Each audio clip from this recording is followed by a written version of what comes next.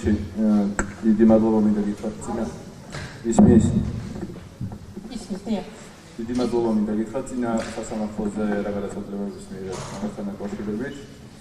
უნდა მოდი მიკროფონი მიცეთ.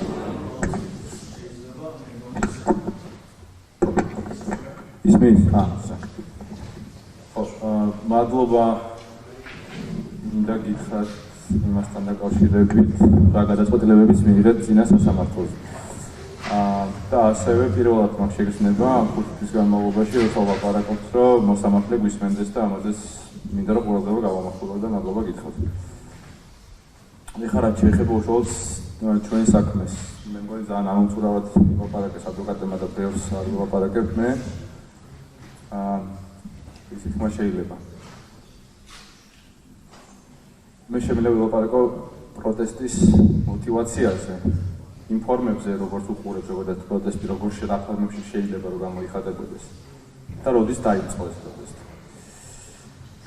პროტესტი არ დაწყებულა, როგორც თორნიკი აღნიშნა, არც 28 ნოემბერს, არც მანამდე კანონზე რო აქციები იყო. პროტესტი დაიწყო მაშინ, როდესაც ვიყავი ძალიან პატარა და მოკლეს სანდრო გირგულიანი, რომელიც იყო ჩემი ოჯახის ძალიან ახლობელი.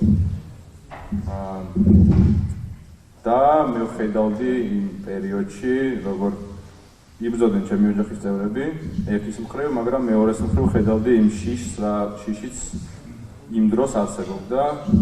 მე მგონი ახსნა არავის არ ჭირდება, საიდან გამომდინარე და რა ხდებოდა იმ პერიოდში ზოგადად. და მაშინ დაიბადა პირველი კითხვა,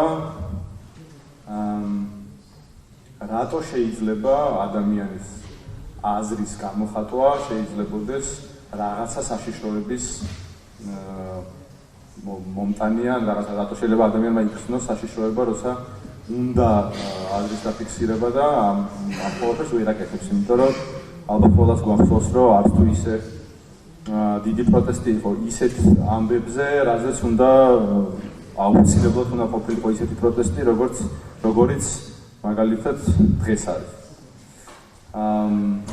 ასევე მე უბრალოდ გამკვირვებია იმ ადამიანების, ვინც კრიტიკულად არ არის განწყობილი მარტო რაღაც მთავრობის და პირობითად მინისტრების ან ვიღაცის მიმართ კი არა, პირველ რიგში საკუთარი თავის მიმართ.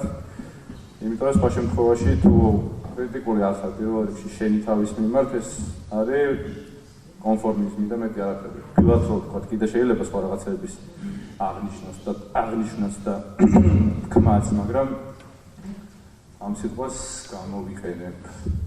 რაც შეეხება უშუალოდ 28 ნოემბერს და 28 ნოემბრის მერე განვითარებულ მოვლენებს, თითქმის ყოველ დღე შეიძლება 1 ან 2 დღე ყოფილიყო მაქსიმუმ, როცა მე ამ აქციებზე არ ვერ გავედი. დანარჩენ დღეებში იქ ვიყავი, ძირითადად პირველი სკოლის ტერიტორიაზე, ჩემ მეგობრებთან ერთად. უამრავ ადამიანს შეუძლია დაადასტუროს ის, რომ მე ძირითადად ამ პერიოდში თითქმის სულ ერთი გამონაკლისი 29 ნოემბრის გარდა თითქმის სულ პირველი სკოლის ტერიტორიაზე ვიყავი, როგორც აღნიშნე, ჩემ მეგობრებთან ერთად. დაახლოებით ალბათ 1-200 ადამიანი არის, ვისაც შეუძლია ყველაფერზე ლაპარაკი, რომ იქ შემოხდა, იქ რაღაცა გავჩერდით ლაპარაკეთ და ასე შემდეგ. მათ შორის იყვნენ საქართველოს ნაკრების რეგბისტები, ექიმები, მსახიობები, რეჟისორები და ასე შემდეგ. ერთადერთი დღე იყო, როცა მე ლოკაცია შევიცვალე, ეს იყო 29 ნოემბერი, მაშინ, როდესაც გავიგე, რომ ჩემი ოჯახის წევრი იდგა უშუალოდ ტიტინაძის ქუჩაზე პოლიციასთან ძალიან ახლოს და ავედი, რომ გამომეყვანა იქ. ასვლისთანავე არ გამომყვა იქიდან, იქ დარჩა საბოლოოდ, მაგრამ ასვლისთანავე ისე მოხდა, რომ როგორც თორნიკემ თქვა, ალბათ 5 წუთში ასვლიდან გამოფრინდა შუშის ბოთლის, არაჯიშვილის 0.3-იანი, 0.5-იანი ბოთლი იყო და მოხდა ფეხში. ეს ყველაფერი აღწერილი არის სამედიცინო დასკვნაში. და მალევე პრინციპში ძალიან მალევე ეხლა უშუალოდ იმ ვიდეოებზე არ ვილაპარაკეთ, მაგაზე მოგვიანებით ვილაპარაკეთ, როცა ამის დრო იქნება და ძალიან მალევე დავუბრუნდი. იმის მერე იყო დაახლოებით 5 ან 6 დღე, როცა ჩვეულებრივად გავდიოდი იმაზე, რა ქვია, აქციაზე და იგივე ლოკაციაზე ვიდექი პირველი სკოლის ტერიტორიაზე, აც ერთი წამი არ მეეჭვია მქონია, რომ იქ შეიძლება რაღაც იმის რამე ან კითხვა დაებადოს, ან რამე რომც მქონოდა ამის ეჭვი, მაინც გავიდოდი, ანუ ეგეც არ არის პრობლემა უბრალოდ. ნამდვილად მე დარწმუნებული ვარ, რომ ვერავინ ვერ წარმოიდგენია ვინც აგზის იმას, რა მდგომარეობაშიც აღვნიშნი. თუმცა როგორც მანამდე ვთქვი და კაცები ვართ, ყოველთვის გავუძლებთ უბრალოდ რაღაცა სამართლებრივი საფუძველი უნდა არსებობდეს. ეხლა ვთქვათ ესეც ის არის, ცოტა სასაცილოა და ხო და კიდე იმას დავამატებ, რომ იმ პერიოდში რამდენიმე დაახლოებით 4-ჯერ ან 5-ჯერ ტელევიზიასთან მქონდა ინტერვიუები.